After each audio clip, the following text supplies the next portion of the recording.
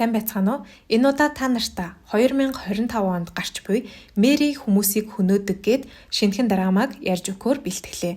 Бичлэгээ үзэхээс өмнө лайка дарж эрсээ бүртгүүлээд киногоо үзээрэй. Ингээд кинонд орцгоё. Гол дүрийн эмэгтэй Уу Сүжон бол үзэсгэлэнтэй эмч.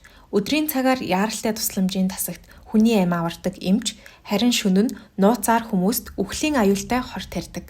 Тэрээр эмнэлгээс гадуур хүнд өвчтэй хүмүүсийн хүслээр нь амьдралаа өөр дуусгахад нь туслаж Павлон гэх эмийг уух зүйлтэй нь хольж өгдөг. Сүжон хүн бүрт амьдрах, өөхөх эрх байдаг гэж боддог. Түүний үйлчлүүлэгчид голцоо хүнд өвчтэй, хорт авдартай, орч өвчин намдаагчинд өвчин нь намдахааргүй болсон амьдралын итгэл найдваргүй болсон хүмүүс байдаг. Солонгос улсад энэ үйлдэл нь хууль бус аюултай. Жон их сургуулийн найз Дэхён болон Чой сувлагчтай хамтарч хийдэг. Чой сувлагч дараагийн үйлчлүүлэгчийг танилцуулна. Үйлчлүүлэгч 80 настай эмээ байх ба бөөрийн дутагдaltaй саяхан хорт авдраар өвдсөн. 3 сар амьдрах хугацаа л үлдсэн байдаг. Хён эмээ дээр зочилж очоод хаана хизээ өгөхийг хүсч буйгаа товлохоор ярилцсан. Эмээ ханан дээр байх гэр бүлийн зургаа ширтэн жил бүр нөхөр минь дардаг байсан юм. Жилийн өмнө нөхөр маань өнгөрсөн. Тэрнээс хойш ганцаардаж байна гэв. Дэхён эмээгээс хизээж харамсахааргүй жинхнээсээ гой дурсамжтай тэр газараа сонгол бид хийж өгч чаднаа гэхэд эмээ далайн эргийг сонгоод яг унтаж байгаа юм шиг амгалан явах уу гэж асууна. Дэхён тэгэлгүй яах вэ? Хүсснээрээ сэлэлтийн хичээлдээ суужгаад уулзахад л болно гэв. Дэхён далайн эрэгт очоод хүнд харагдахгүй хэсгийг олно. Маргааш нь эмээ усан сэлэлтэндээ баяр хөөртэйгээр яваад найзтайгаа салах ёс хийж бие бодоорой гэж хэлээд бүх юмаа баглана. Далайн эрэгт хүлээж байтал Сүжон, Дэхён хоёр ирнэ. Эмээ тэдэнд хандан миний амьдрал сайхан байсан. Эцсийн мөчөө сонгох боломж хүн бүрт олдоод байдаггүй. Баярлалаа гэв. Сүжон, Дэхён хоёр эмээгийн сонголтыг хүндэлж байлаа. Эмээ цэнхэр тэнгэр рүү ширтснээ энд ганцаардаж амьдрснаас хайртай хүнийхээ байгаа газар руу очсон дээр гэж хэлв. Эмээгийн сүүлчийн үгийг сонсож дуусаад Дэхён үргэлж хийдгээрээ хундахтай шампанскийг өгөхөд эмээ уугаад нүдэнв. Өөрийн хүслээр тэнгэрт хүлээж буй нөхөрлөгөө амгалан явлаа. Ажлаа дуусгаад манай хоёр дараагийн үйлчлүүлэгчтэйгээ уулзгаар хүлээнэ. Жүү Хёногийн мэдээллийг харахад өнчин, эцэг ихгүй, дөнгөж 30 настай, тархины хавдартай химийн эмчилгээ хийлгэсэн боловч нөлөө гараагүй амьдрах 4 сар л үлдсэн байлаа. Жүү Хёно амьдрахын тулд хоол хүргэгч хийж мөнгө олж байлаа. Сүжоны захиалсан хоолыг хүргэнгээ тэр хоёртой уулзахад Сүжон сонголтоо хийхээс өмнө өөр боломжууд хайгаад сайн бодоод үз. Швейцарт хууль ёсны дагуу энэ ажлыг хийж өгдөг гэж хэлв.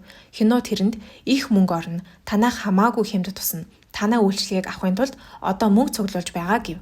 Сүжон түүнээс өшөө олон эмчилгээний мэдээлэл чинь хэрэгтэй байна гэхэд би зөндөө хайсан ч эмчлэгдэх арга олдоогүй гэв. Явхаасаа өмнө төрсөнд чинь баярлаа гэсэн бичгтээ бяцарсан торт өгчөөд явна. Сүжоны сэтгэл их өвдөн тэр орой Хёногийн өвчний талаар хэлэл хайж амьдрахыг хүссэн хүнд ямар нэгэн боломж байж л таараа гэж санаа алдна. Үзэгдэл шилжээж Хёно хүргэлт хийж байгаад толгойн өвдөлтөөсөө болоод осолдон яаралтай тусламжийн тасагт ирнэ. Сүжон түүнээс ямар өвчин намдаагч ууснаа хэл гэхэд Хёно одоо ямар ч юм өвдөлтийг минь намдаахгүй, ямар ч ялгаа байхгүй, нөлөөлөхгүй гэв. Сүжон эмчийг гаргаад Хёнотой хоёулахнаа үлдээд ярилцах гэтэл Хёно өөдөөс нь хурдхан өвхүүлээд үг гуйж байна гэв. Сүжон юу ч хийж амжаагүй байхад Хёно халаасандаа байсан бүх эмийг залгичгана.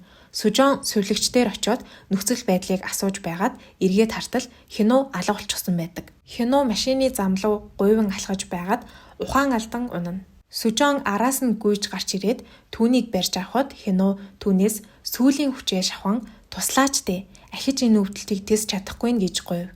Сүжон түүнийг эмнэлэгт тавьчраад ажиллаа хийхээ бол эн чин хитрхи аюултай гэж хэлв. Хёно өөдөөс нь эмчилгээний төлбөрт бүх хадгаламжаа үрсэн ажил хийхээс өөр аргагүй гэж хариулахад Сүжон хүлээн зөвшөөрөөд түүний хүслийг биелүүлж өгөхөөр болно. Үзэгдэл солигдож Сүжон пастортай уулзаж нүглээ намжлах ба хүнд өвчтэй өвчин нь урт хугацаанд эмчилгээ хийлгэсэн ч тасралтгүй өвдсөөр өөд болсныг өөрийн нүдээр харсан. Одоо ахиж хүмүүсийг тэгж зовхыг харж чадахгүй. Тэр эмчилгээнүүд удаан зовоохоос өөр тусгүй. Тиймээс үхэл амьдралтай нүүр тулна. Зовж буй хүмүүсийг зовлонгоос нь амархан салгаж өгнө гэж хэлв. Нэг үйлчлүүлэгчийг явуулсныхаа дараа өөр үйлчлүүлэгчтэй уулзна. Тэр нь 18 настай ахлах сургуулийн сурагч байх ба амьд байх 2-7 хоног л үлдсэн байлаа. Хүү тэднээс хурдан унтуулж өгөхийг гуйх ба цор ганц гэр бүл нь аав нь зөвшөөрсөн байлаа. Одоо л дуусгахгүй бол эх 7 хоногоос хэлхийн аргагүй өвдөлтүүд мэдрэгдэнэ гэв. Сүжон гэрээсээ павлон им аваад хүүг хүлээж байтал өчигдөрхөн л гуниглаж байсан хүү мотоцикл унан күүл царайлаад ирдэг. Үргэлж авахыг хүсдэг байсан ч аав нь сая л түүний хүслийг биелүүлж авч өгсөн байдаг. Хүү Дихёнтэй яг л ах дүүс шиг ярилцаж байгаад сайн охинтой тэрэндээ сэтгэлээ илчлээгүй гэдгээ хэлнэ.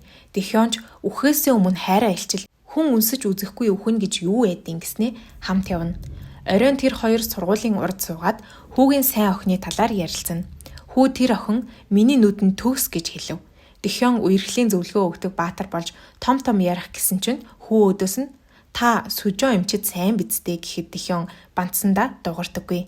Тэр үед нь сайн охин нь гарч ирээд Дихён хараад хөөхөн дээрээс нь сайхан сэтгэлтэй тэрэгэнцэртэй найздаа тусалдаг юм байна. Чи ч хүн таних нүдтэй юмаа гэж магтана. Сайн охиныг нь явхаас өмнө гялс очие гэхэд хүү гинэд биеийн өвдөөд Дихён түүнийг мотоциклоор нь эмнэлэг рүү авч явах ба хүүгээс ээжигээ олоход чинь туслах уу гэж асуухад хүү толгоос ихсрэв. Хүүгийн эцэг их олон жилийн өмнө салсан ба хүү ээжигээ нэг сандаггүй. Үзэгдэл шилжиж хүү өрөөндөө ганцаараа хөвтөж байтал аав нь орж ирээд зутан өгөхөд хүү нь дараа эдий гин. Аав нь өрөөнөөс гартал хүү өвчнөө шаналн яолон аж аав нь хийж өгөх зүйл байхгүй учраа нулимсаа төвчсөнгүй. Сүжон сүмдэр очтол санаандгүй хяноотой таарна. Сүжон түүнд унтуулга хийж өгнө гэж зөвшөөрсний дараа хяноо юмнуудаа янзлаад ашиглахгүй зүйлсээ бүгдийг нь сүмд хандивлаж байдаг. Сүжон сүмийн пастортай ярилцаж байгаад хяноо пастор хоёр танилуд хяноогийн өссөн асрамжийн газар пастор ажилладаг байсныг мэдэж авдаг. Сүжон хяноогийн өвчний тухай пасторт хэлж зүрхэлдэггүй. Сүмээс гарч явахдаа шатан дээр хяноотой таарах ба яагаад ганцаараа сууж байгааг нь асуув. Хяноогийн нүд нь гинэд бүрэлзээд юм харагдахгүй байхаар нь төр сууж байна гэхэд Сүжон тархины хавдар харааны мэдрэлийг чинь дарснаас болоод ийм шинж тэмдэг илэрч байгаа гэв. Хяноо түүнийг төрүүлээд явдаа гэхэд Сүжон гараа сунган гарахт чинь туслая гэд хянооч гараас натхан тэд хамтдаа алхамаар шатаар буна. Хяноо яагаад хүмүүсийг унтуулдаг ажил хийдгийг гэж асуухад Сүжон өөхөх амьдрахаа сонгох эрх хүнд байх ёстой гэж боддог. Өөхийг сонгох нь гэмт хэрэг биш гэж би боддог. Чи өөрийн жаргалтай дурсамжтай газраа санах юм бол холбогдоорой гэв. Хяноо түүнийг нэг газар үзүүлэе гэж дагуулж яваад өнчин хүүхэд байхдаа амьдардаг байсан газраа үзүүлнэ. Асрамжийн газар нь хаягдсан байшин болсон байх ба Хяноо энд жаргалтай байсан гэж хэлэхгүй ч хизээч ганцаардаж байгаагүй гэв. Үзэгдэл шилжиж Хяноо Сүжоныг жижиг ганцанд дагуулж ирээд хоол авч өгөн өөрийнхөө олон төрлийн эмчилгээ хийлгэсэн тухайгаа хэлнэ. Сүжон түүнээс яагаад ингэж их амьдрах гэж тэмцчихэд одоо яагаад өгөхийг сонгосон гэж асуув. Хяноогийн нүд нь гунигаар дүүрч бүхнийг туршиж үтсэн ч бүх итгэл минь нуруу унсан. Энэ сонголт биш. Би бууж өгч байгаа гэлээ. Сүжон юу гэж хэлэхээ мэдэхгүй хамтдаа чимээгүй хоолоо идэв. Сүжон Дихёнтэй холбогдоод Хянууд таарах ямар нэг эмчилгээ байж магад сайн хайцгаая гэхэд Дихён Сүжоноо Хянуу явхаас татгалзаагүй чи л түүнийг явуулахаас татгалзаад байна штэ гэдгийг нь хэлв. Өрөвч сэтгэл нь түүнийг эргэлзэхэд хүргэж Хянууг бодож шаналсаар байв. Хянуугийн амьдрах хүсэл нь түүний уулзаж байсан өвчтнүүдээс хэн бүхнээс илүү хүчтэй байв. Гинэт Сүжон ус руу живж буймэт ороод харанхуйд хэн нэгний шивнэхийг сонсох шиг болоод сэрдэг. Маргааш нь эмч найзан залгаад Америкт тархины хавдартай хүнд шинээр хийж байгаа эмнэлгийн туршилтын эмчилгээ гарсан гэдгийг дуулгав. Сайхан мэдээ дуулсан Сүжон Хянуу руу залгаад шинээр хийж байгаа эмнэлгийн туршилтын эмчилгээг хэлээд байгаа газарт нь очиж аваад машинаараа найз руугаа явж байтал Хянуу татгалзаж маш их уурлаад яг одоо намайг буулга гэд бууна. Дараа нь Сүжон түн рүү залгсан боловч огт уцаа авдаггүй. Нэг удаа эмнэлэгт нь мотоциклтай явж байгаад нас барсан өвчтөн ирэхэд Сүжон Хянууг байх вэ гэж айхад биш байдаг. Түүнийг олохоор түрээсэлдэг байсан байранд нь ирэхэд байрны эзэн түүнийг ямар ч үггүй ор сургаггүй алга болсон гэв. Тэр өрөөнөөс нь эмчилгээний бичиг олоод эмээ сангаас асуухад тэр залуу өвчин намдагч авсан гэж хэлэх ба Сүжон ахиад л санаа зовно. Оройн Сүжон сүмдэр очоод эмчилгээ хэрэгтэй хүмүүсийг үнгүй эмчилж тусалдаг. Эмчилгээгээ дуусгаад пасторт Хянууг хавдартай гэдгийг нь хэлээд одоо хаана байгааг нь мэдээд өг. Ганцаараа байх аюултай. Түүнд тусламж хэрэгтэй гэж хэлв. Эмчийн өрөөнд нь гинэт нэг залуу дайрч орж ирээд эхнэрээ зодож Сүжон түүнийг хамгаалахыг оролдтол залуу хутаг гаргаж Сүжон аюултай нөхцөлд орно. Гинэт Хянуу гарч ирээд залуугийн толгойг юмар цохин унгав. Сүжон Хянуугийн шалбарсан гарт лент нааж өгөөд сүлд дураараа загнаж асуухгүй эмчилгээ хийлгэх гэж оролцсонд уучлаарай. Ахиж битгий өөрийгөө аюулд оруулаарай гэв. Хянуу санаа алдаад 2 усны хавчаар өгөөд хүргэлт хийж байгаад энийг зарж байхаар нь чамааг үсээ дандаа хойшлуулдаг болохоор авсан гэхэд Сүжон санаа алдна. Сүжон түүнтэй унтуулгын ийм өгөх гэж уулзсан ч түүнийг амьдруулахыг маш их хүсэж байлаа. Хянуу түүн рүү ширтэж байгаад тэсэлгүй үнсчгэв. Ингээд эхний 1-2 дугаар анги маань дуусч байна. Энэ киног үргэлжлүүлэн яриулахыг хүсэж байвал та нар маань комментоор дуртай өнгийн зүрхээ үлдээгээрэй. Та нарт таалагдвал энэ киног үргэлжлүүлээд ярина. Бичлэгтэй минь хамт байсан баярлалаа. Баяртай.